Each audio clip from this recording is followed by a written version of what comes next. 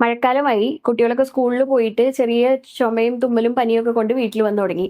ശരിക്കും പറഞ്ഞാൽ ക്രോണിക് ആയിട്ടുള്ള ലങ് ഡിസീസസ് ഉള്ള ആൾക്കാർ, അതായത് ആസ്മ, COPD അല്ലെങ്കിൽ ബ്രോങ്കൈറ്റിസ് ഇങ്ങനത്തെ അസുഖങ്ങളുള്ള ആളുകൾക്ക് ഇത് ഏറ്റവും പേടിപ്പെടുത്തുന്ന ഒരു കാലാവസ്ഥയാണ്.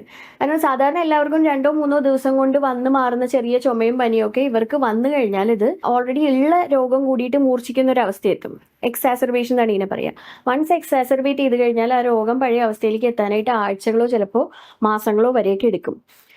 കൊണ്ടുവരുന്ന ഈ ഇൻഫെക്ഷൻസ്, മഴക്കാലത്ത് കൂടുതലായിട്ട് കാണപ്പെടുന്ന ഇൻഫെക്ഷൻസ് കാരണവും ഇത് എക്സാസർബേറ്റ് ചെയ്യാം. അതുകൂടാതെ തന്നെ നമ്മളുടെ ഈ കാലാവസ്ഥയിൽ കൂടുതലായിട്ട് വളരുന്ന പൂപ്പലുകളും ഫംഗസിന്റെ സ്പോർട്സ് ഒക്കെ കാരണവും എക്സാസർബേറ്റ് ചെയ്യും. ഇതൊന്നും കൂടാണ്ട് ഈ ഹ്യൂമിഡിറ്റി കാരണം തന്നെയും പലപ്പോഴും ഈ അസുഖങ്ങൾ എക്സാസർബേറ്റ് ചെയ്യാറുണ്ട്.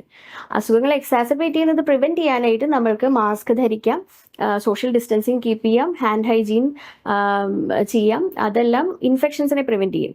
ഇതുകൂടാണ്ട് സ്ഥിരമായിട്ട് മരുന്നുകൾ ഉപയോഗിക്കുന്ന ആൾക്കാരാണെങ്കിൽ കറക്റ്റ് ആയിട്ടുള്ള നമ്മുടെ കൺട്രോളർ മെഡിക്കേഷൻസ് പറഞ്ഞിട്ടുള്ള, ഡോക്ടർ ഉപദേശിച്ചിട്ടുള്ള അതേ ഡോസിൽ കറക്റ്റ് ഫ്രീക്വൻസിയിൽ തന്നെ എടുക്കാനായിട്ടും ശ്രദ്ധിക്കണം. എന്തെങ്കിലും അസുഖത്തിന്റെ ലക്ഷണങ്ങളൊക്കെ കണ്ടു തുടങ്ങി കഴിഞ്ഞാൽ അറ്റ് ദി ഏർലിയസ്റ്റ് ഡോക്ടറെ സമീപിച്ച് അതിന്റെ ട്രീറ്റ്മെന്റ് എടുക്കുകയും വേണം.